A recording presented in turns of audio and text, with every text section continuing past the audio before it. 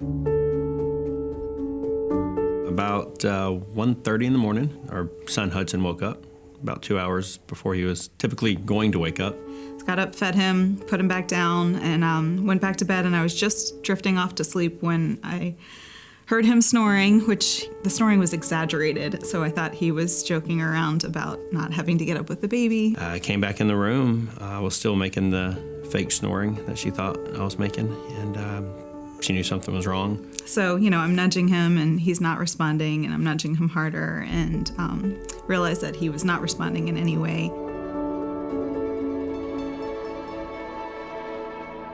When the EMTs arrived, it was just organized chaos, I guess would be the best way to put it, because there was so many people in my house, and all of their radios were going off, and there was numerous emergency vehicles out front, so there's lights, all throughout the house. I stayed downstairs out of the way. I didn't think emotionally I could handle seeing what they were doing up there too, and they worked on him for I think like 45 minutes before they were able to get his heart started again, and even that was, they stopped in the middle of it and took him to the hospital, so they still didn't have a heartbeat when they took him outside, and they didn't get his heartbeat back until about 5 minutes out from the hospital. They put me in a coma for about a week, put me on ice. My brain was without oxygen for 45 minutes, so they had to put me on ice, and I stayed there for about 12 days. Everything that the doctors were telling me was bad news. The doctors told me that there was zero chance that there would not be some impact on his brain. As it turns out, I had what they called sudden death syndrome. They still do not really know what happened. My heart just quit working one night. He would wake up and be completely disoriented, and he's still intubated and everything, so he couldn't talk or anything like that. And it was heartbreaking because tears would be streaming from his eyes because he didn't understand what had happened, or I would tell him, but then he would fall back asleep, or they would adjust his meds and he wouldn't remember, and so the next time he woke up it would kind of all happen again. That was on Thursday, and so Friday was really when he started cognitively. He was able to respond. He knew who I was. He was able to answer questions. The nurses and doctors were asking him how many kids he had and things like that, and so that was almost a week afterwards. And then after that, he rapidly improved, and we got moved out of the ICU and everything. I think that's actually probably when I realized that he was going to be okay, when he started, joking around and making comments and things like that. So, and I was like, oh, there's my guy.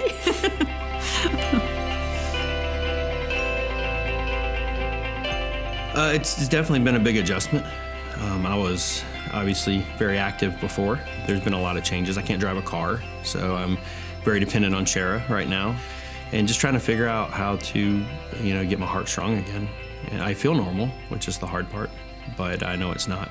I've always knew that prayer was strong, but this has shown me that it is much stronger than I ever thought it would be.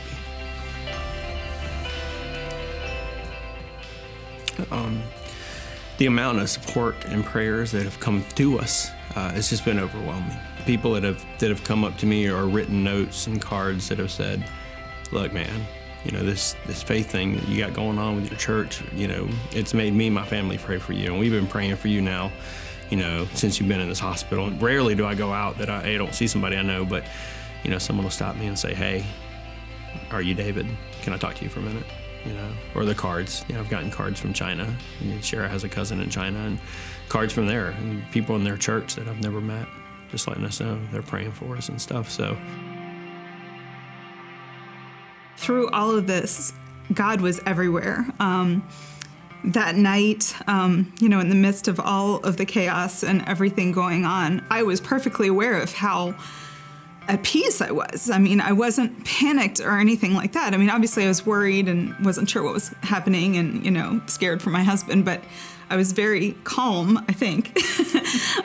But I remember feeling comforted throughout the whole thing. I shouldn't have come out, from what a lot of people say.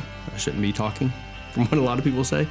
From a faith perspective, it's obviously strengthened my bond with Christ. I know that my perspective is different now than it was. With what I've seen and it's really solidified how strong or how important it is to keep that in my kids' life too. That they have the faith that Shara has, that you guys have, that our community has, that they're brought up in that same way.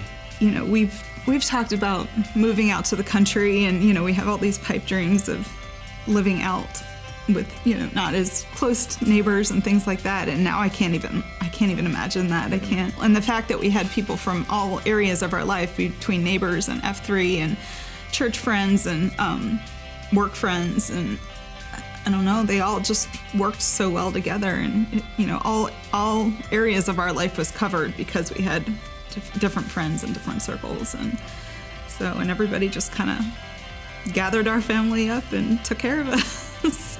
I think that every day means something different going forward.